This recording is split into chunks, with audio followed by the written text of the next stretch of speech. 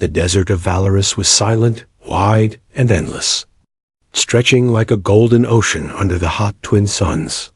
Trent Holla, a human engineer and supply runner, drove his old sand rover across the dunes, the engine humming softly under the burning sky.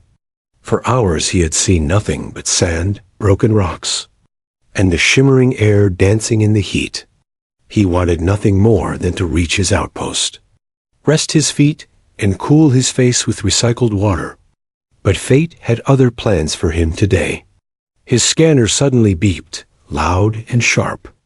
Breaking the quiet, Trent frowned, leaning forward as the screen flashed a warning. A life signal, weak and unstable, coming from somewhere ahead. This part of the desert was empty and dangerous, so no one should be alive out here, but the scanner did not lie.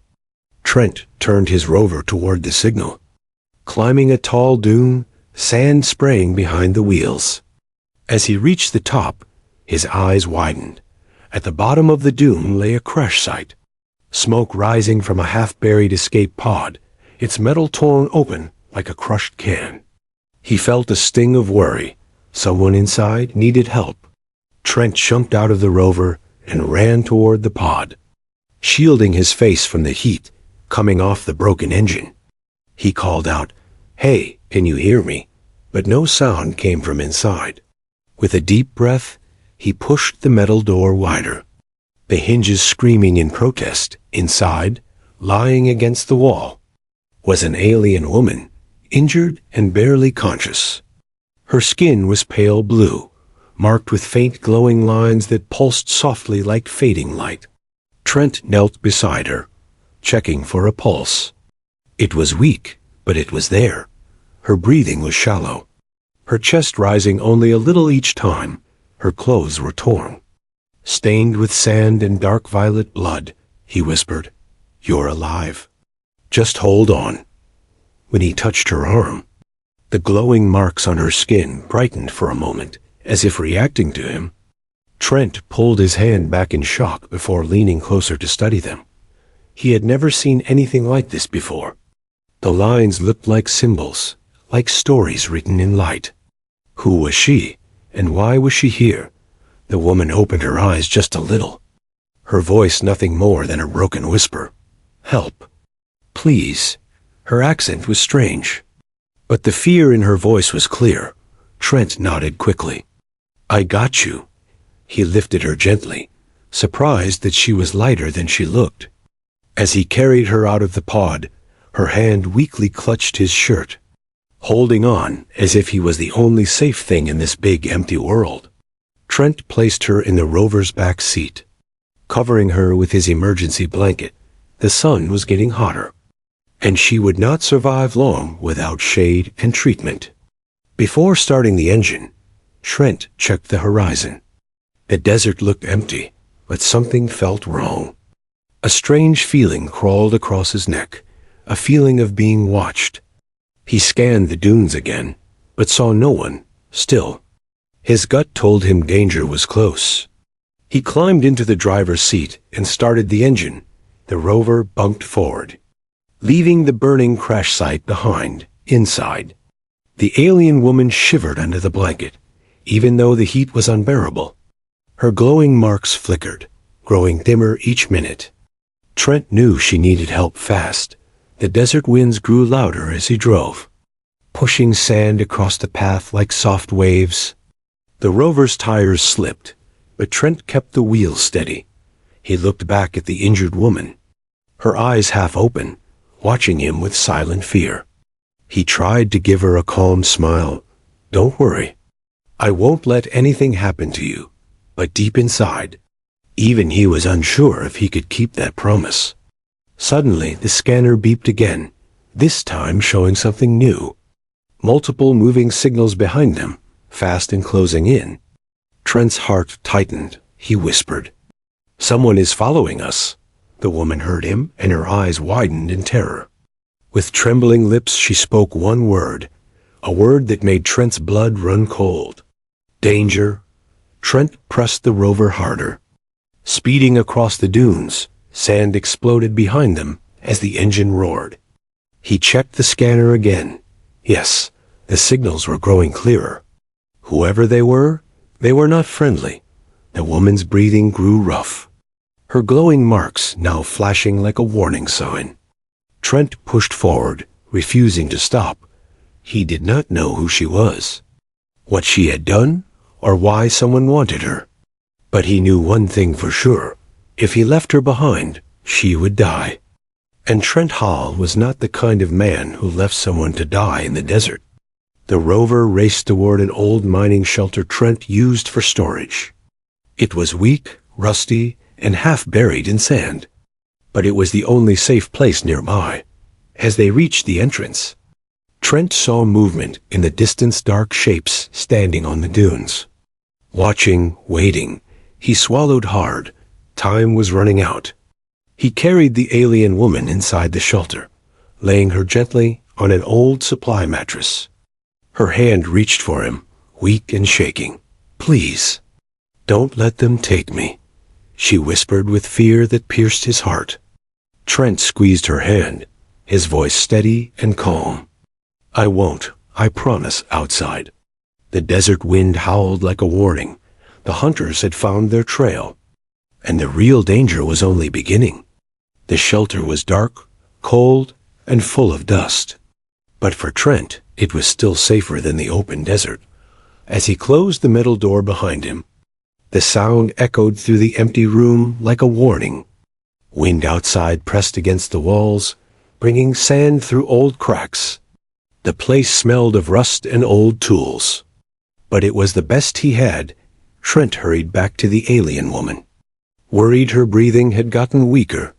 She lay on the old mattress, her eyes half closed, her glowing marks flickering like dying fireflies. Her skin shivered even though the room was warm. Trent knelt beside her and touched her wrist gently. The same strange light rose again under his fingers. As if reacting to him, he whispered softly, "You're safe now. I promise," though he was not sure how long that safety would last. Trent grabbed his med kit and began cleaning her wounds. The moment he poured water on her arm, the glowing lines pulsed, bright enough to light the room. Trent pulled his head back in shock, blinking fast. "What? Are you?" he whispered without meaning to. The alien woman opened her eyes slowly and tried to speak. "My name, Alan," she said in a soft voice, each word heavy with pain. Her accent was smooth but strange, like music mixed with static. Trent nodded. "Alan, okay. Just rest." She stared at him, confused, as if she had not expected kindness from a human. Then she whispered, "Why? Help me." Trent looked at her for a moment. He did not know how to explain it in her language or his, so he simply said, "Because you needed help." Alan's eyes softened for the first time. A faint glow spread across her skin, almost like gratitude. Outside, the wind grew stronger, and the metal door rattled like something was pushing against it. Trent quickly stood and checked the scanner mounted near the entrance. Red signals blinked around the shelter, not too close, but moving in the area. The mercenaries were searching for them. Trent swallowed hard, trying to stay calm. He sat beside Alan again, speaking quietly. "Those people out there, who are they? Why are they after you?" Alan's eyes darkened. Fear crawling across her face, she shook her head weakly, as if answering was too painful. But after a few seconds, she whispered, "They want what I know." Trent frowned deeply. "What do you know?" he asked, not expecting a real answer. Alan turned her gaze to her armor, lying next to the mattress. Torn but still shining with ancient patterns, Trent had seen many alien designs before, but nothing like this. The armor looked old. Not damaged old, but history old, like something pulled out from forgotten ages. On the chest plate was a symbol, a star, behind a blade wrapped in curved lines. Trent stared at it, feeling like he had seen it somewhere. Then his memory clicked. Old camp stories, soldier legends, war documentaries. He had heard this symbol mentioned in tales, told around fires at night. He whispered, "Starblade Order," almost afraid of the name. Alan's eyes widened in surprise. "You?" "No," she breathed with a mix of fear and shock. Trent nodded slowly. "It's an old legend. Warriors who fought centuries ago. Everyone says the order died a long time ago." Alan looked away, pain in her eyes. "I am the last," she whispered, her voice shaking. Trent froze, feeling the weight of her words. If she truly was the last member of the Starblade Order, then she was more than important. She was priceless. Anyone who captured her would control her knowledge. Her power and her legacy. A loud thump on the roof made both of them jump. Trent looked up sharply, gripping his tool knife.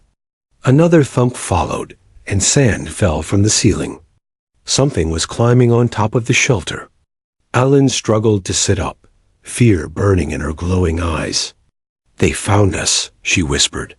Trent rushed to her side, stopping her from standing. "You're too injured to move," he said. Trying to keep his voice steady, Alan shook her head. "I must protect you." But Trent pushed her gently back onto the mattress. "You're not protecting anyone like this," he said. "Let me handle it." Alan looked at him in disbelief. "You? A human?" "Protect me," she whispered, as if she had never seen a human act this way. Trent simply nodded, tightening his grip on his knife. The roof shook again, metal bending under heavy footsteps. Trent moved toward the ladder leading to the top hatch, his heart pounding. He climbed slowly, trying not to make noise. His breath was shallow, and every sound in the shelter seemed too loud. Alan watched him from below, her glowing eyes full of worry. As Trent opened the hatch just a crack, he saw dark shapes moving against the night sky. Mercenaries, armored and armed, scanning the area with bright lights. But they had not yet found the entrance. Trent closed the hatch quietly and climbed back down. "They are searching, but didn't find the door yet," he whispered to Alan. She nodded weakly, her hands trembling. Her energy was fading fast. Trent looked at her glowing marks again, watching them dim like fading stars. If she lost that light completely, she might not survive. He sat beside her again, placing her armor next to her. "You need time to heal," he said softly. Alan nodded. "My core needs rest. I will buy you that time," Trent said, his voice strong even though his hands shook slightly. Alan stared at him, her voice soft. "You should run. They will kill you." Trent shook his head with a small smile. "I don't run from people who need me," he said. Alan's glowing marks flickered warmly for a moment, almost like she smiled without moving her lips. Outside, the steps moved closer, and voices echoed through the dunes. The mercenaries were near. Trent stood again, ready for whatever came next. The hunted warrior lay behind him, injured and exhausted, and he knew he was the only thing standing between her and death. The night outside grew darker, colder, and far more dangerous. And the real battle was about to begin. The night outside the shelter grew colder and sharper, the wind slicing across the dunes like a warning blade. Trent Hall stood near the metal door, his heart pounding as the mercenaries' voices echoed across the desert. Alan lay on the old mattress behind him, her glowing marks fading with every minute. Her breaths were slow, shaky, and almost painful to hear. Trent knew she didn't have long before her strength collapsed completely. A sudden metallic clang hit the outside door, making Trent jump back. Dust fell from the ceiling as another heavy strike followed. The mercenaries had found the entrance at last. Alan forced herself onto her elbows, fear burning in her eyes. "They are here," she whispered, her voice trembling. Trent rushed to her side, pushing her gently back down. "You can't fight like this," he said firmly. Though fear squeezed his chest, Alan shook her head, her glowing lines flickering violently. "They will kill you." "If I do nothing," she whispered. Trent shook his head, gripping her hand tightly. "I'm not leaving you behind," he said, his voice shaking but full of courage. Alan stared at him, confused by his loyalty. Her people never trained her to expect kindness, only duty and sacrifice. But this human stood in front of her like she mattered. It made her chest ache with something unfamiliar. The metal door shook again, louder this time. Trent turned back toward it and grabbed the plasma torch he used for repairs. He didn't know how to fight trained killers, but he knew how to defend. His hands trembled slightly as he powered it on. The blue flame hissing in the dark, Alan watched him with both fear and awe. The door burst open with a violent crash, sand rushing inside like a tidal wave. A tall, armored mercenary stepped in first, his visor glowing red. He saw Trent and raised his weapon immediately. But Trent didn't hesitate. He swung the plasma torch. Sparks flying as it hit the man's armor, the mercenary stumbled back in surprise. He hadn't expected resistance from a human engineer. Trent pushed forward, striking again, buying precious seconds. But more mercenaries entered the shelter, weapons glowing with lethal energy. Trent's courage suddenly felt small against their numbers. Alan's eyes widened as she watched him fight alone. Something inside her screamed that she couldn't let this happen. Her glowing marks brightened suddenly, reacting to her fear and determination.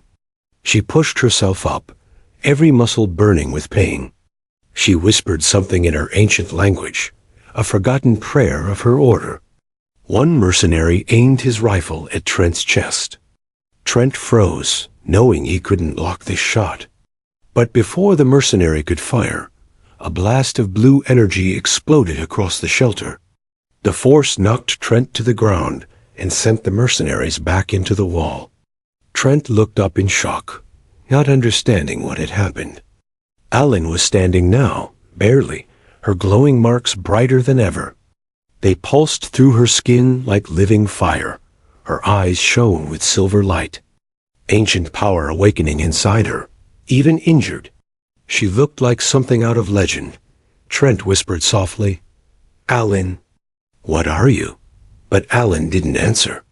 Her gaze was sharp and focused only on the mercenaries. She moved with sudden speed, faster than any human could see. She struck the first mercenary with the side of her hand. Sending him crashing into the metal wall, the second one tried to shoot. But she twisted his arm and kicked him across the room. Trent watched in awe, his mouth open. He had never seen such skill, such precision, even wounded. She fought like a living weapon. Her movements flowed like water, powerful and graceful. It was like watching a dance made of lightning. More mercenaries crowded in through the broken door. Alan stood in front of Trent, protecting him without hesitation. Energy crackled around her hands as she summoned her inner strength. The mercenaries hesitated, finally recognizing who she was. One of them whispered in fear, "Starblade." "She's one of them?" Trent's blood ran cold as he heard the name again. Alan's voice cut through the room, soft but deadly. "I told you." "I am the last," she said. The mercenaries raised their weapons, firing together in panic. Blue energy bolts shot across the room like burning stars. Alan lifted her arm and formed a glowing shield of light. The bolts hit the shield and scattered into sparks. Trent shielded his face as the room filled with bright flashes. When the light faded, 3 mercenaries lay unconscious on the ground. Only one remained, trembling as he backed away toward the door. But before he escaped, Alan's legs gave out. She collapsed to her knees. Her glowing marks flickering weakly, the shield vanished, and her breathing became harsh and uneven again. Her body could not handle the power in her wounded state.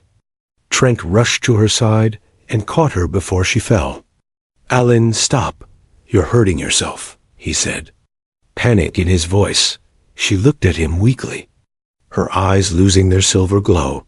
"I had to protect you," she whispered.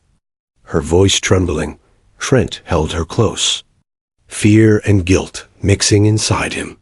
She had risked everything for him, even her life.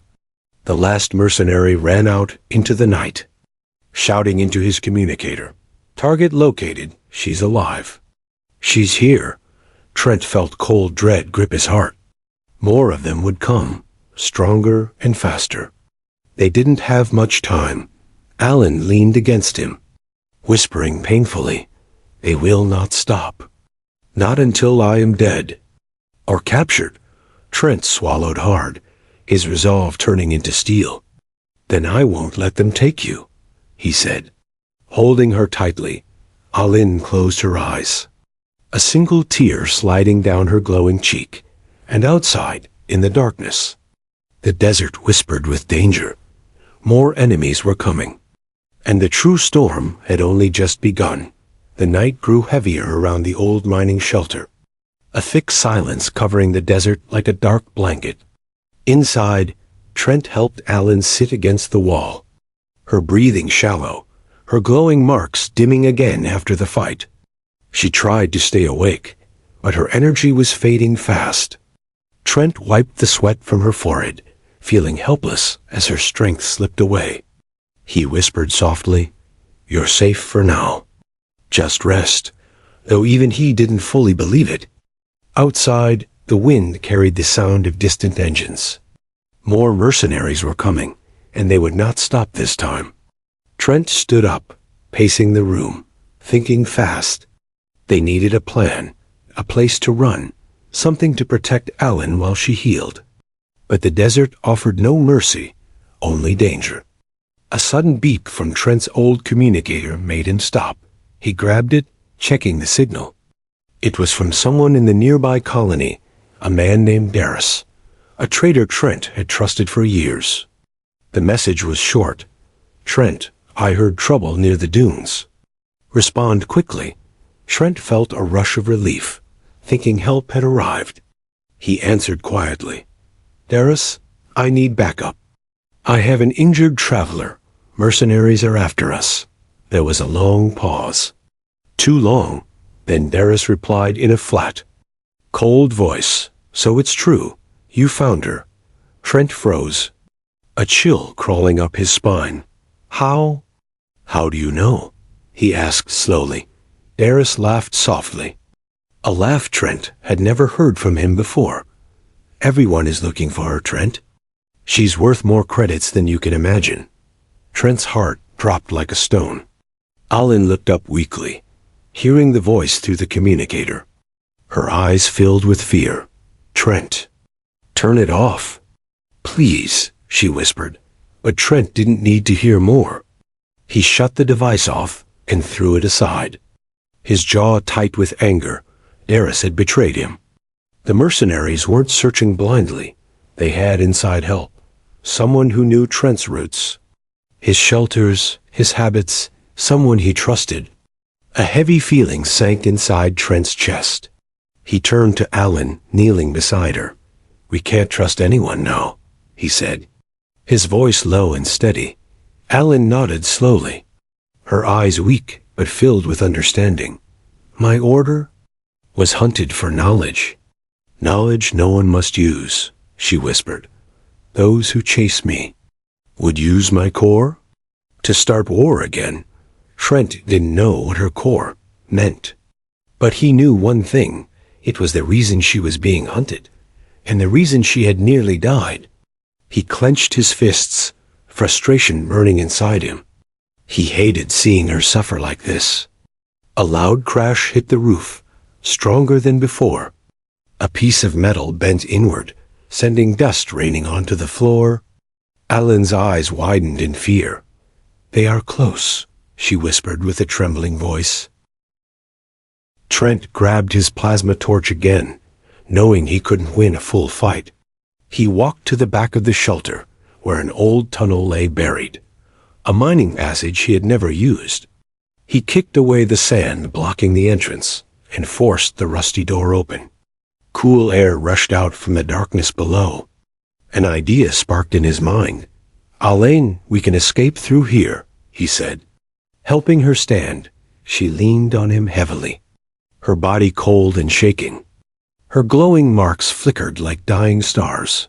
"I don't know if I can walk far," she whispered. Trent tightened his grip on her arm. "Then I'll carry you," he said simply. Alan looked at him with disbelief and something softer beneath it. No one had ever said such words to her before. Her life had been training, battle, and survival. Never trust and kindness, but this human spoke as if her life truly mattered. Another crash shook the shelter. Louder this time, Trent lifted Alan into his arms, her head resting weakly against his shoulder. Her breathing was uneven, her energy almost gone. He moved toward the tunnel entrance, every step filled with urgency. A shadow moved outside the broken doorway. Time was almost gone. As they entered the tunnel, Alan whispered, "They will follow. The tunnels have sensors. They will find us." Trent shook his head, determined. "I know a way through the old mining network," he said. "It's dangerous, but it leads to the canyon caves. And they can't track us through the rock." Alan closed her eyes. Trusting him completely now, her glowing marks flickered weakly along her arms. Trent carried her deeper into the tunnel, his steps echoing in the dark behind them. Footsteps entered the shelter, heavy and fast. Mercenaries filled the room they had just escaped. Trent heard one of them shout. They were here to find the tunnel. Now, Alan squeezed Trent's shirt with her weak fingers. "Leave me." "You will die if you try to save me," she whispered with fading strength. Trent shook his head fiercely. "I'm not leaving you, Alan." "I don't care who they are," he said. "You're not dying today." Alan's eyes softened with emotion, her voice soft and shaking. "No one has ever protected me like this," she whispered. Her glowing marks brightened slightly. As if reacting to her feelings, Trent moved faster. Deeper into the darkness of the tunnel, the mercenaries' voices faded behind them, replaced by the distant howl of the desert wind. But both of them knew this escape was only temporary. A bigger threat was coming, something Alan had not yet told him. And in the darkness ahead, the fate of worlds waited to be revealed. The tunnel grew colder as Trent carried Alan deeper underground, the air thick with dust and silence. His arms ached, but he refused to slow down. Alan's head rested weakly against his chest. Her glowing marks almost completely faded. Her breaths came shallow and slow, as if every inhale was a battle she was losing. Trent looked down at her pale face and felt fear rising inside him like a storm. "You hold on, okay?" he whispered. "We're almost safe." But Alan did not answer. Her eyes were half closed, her body limp in his arms. Trent tightened his grip, refusing to let her slip away. Behind them, the sound of the mercenaries echoed faintly through the tunnels. Voices shouting, boots striking metal floors. Scanners searching the dark. They were closing in. Trent pushed himself harder, climbing down the old mining ladders and stepping over fallen beams. The tunnel led them into a wide cavern, lit only by faint minerals glowing on the walls. Here, the canyon caves began deep enough to block scanners completely, but also dangerous, full of sharp rocks, narrow drops, and unstable edges. Trent laid Alan gently on a smooth rock. Brushing her hair back from her face, "Alan, please open your eyes," he whispered. "You can't stop now. Not when we came this far." Alan's eyelids fluttered, but did not open. Her glowing marks dimmed until they were barely visible. Trent felt panic rising in his throat. He grabbed her hand and squeezed it tightly. "Come on, Alan. Don't give up."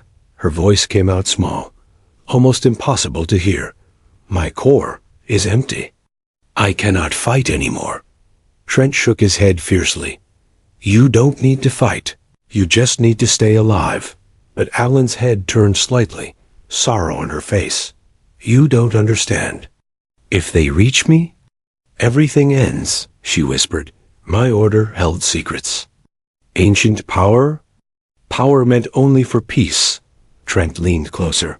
What kind of power? He asked. Alan took a trembling breath. My core stores. The memories of my people. Our techniques. Our strength. If they take me, they can rebuild an army. A living weapon. Trent clenched his teeth, anger burning in his chest. You're not a weapon, he said softly. You're a person. A faint smile touched Alan's lips. No one ever said that to me, she whispered. Before Trent could answer, the cavern shook with distant echoes. Mercenaries were entering the canyon caves. Lights flickered against the walls as scanners searched for heat signatures. Alan's fingers tightened around Trent's hand weakly. Run? Leave me. They must not capture me.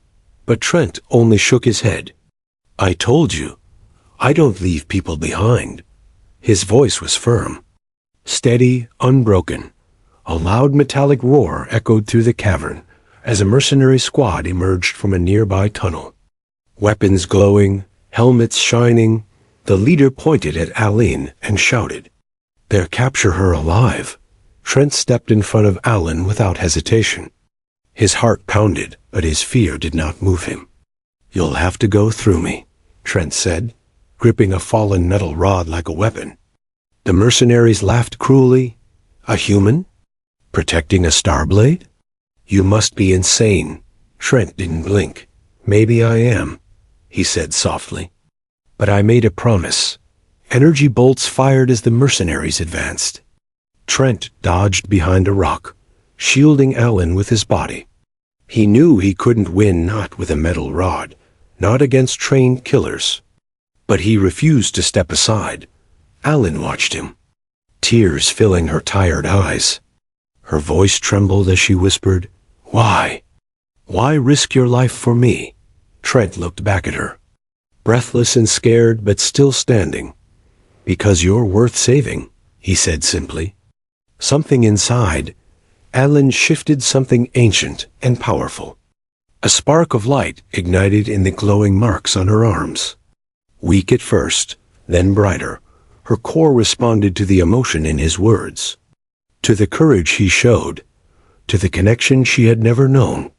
The cavern shook as Alan's body lifted slightly from the rock. Her glowing marks flared back to life. Blazing like fire across her skin, her eyes opened wide. Shining with bright silver light, Trent stepped back in shock as Alan rose to her feet. Floating above the ground, her voice echoed with power when she spoke. No more running, she said. No more fear. The mercenaries stumbled back, terrified at the sight of the awakening warrior. Alan raised her hand, and a wave of blue energy exploded outward. The blast sent every mercenary flying into the cavern walls. Unconscious, the light around her spread like a living storm. Dust lifted, rocks shook, and the air hummed with ancient power. Trent shielded his eyes, stunned and speechless. Alan slowly floated back down, her strength returning fully. She looked at Trent with gratitude, shining brighter than her markings. You saved me, she whispered. No, Trent said softly. You saved both of us. Alan stepped closer, touching his hand gently. You showed me something my people forgot, she whispered. You showed me what it means to be protected, not as a warrior, but as a person. Before Trent could speak, the cavern trembled with a deeper sound. A low hum echoed through the canyon like thunder. A huge shadow passed over the entrance. A massive alien ship descended from the sky. Searching for Alan, Alan tightened her grip on Trent's hand. Eyes serious, but calm. The real war is coming, she said softly. But we will face it together. Trent nodded, feeling courage rise inside him once more. Whatever was coming next, they wouldn't face it alone. And so began the true story of Trent Halley and Aline, the last Starblade warrior. A story not of fear, but of courage, hope, and a bond strong enough to change the fate of worlds.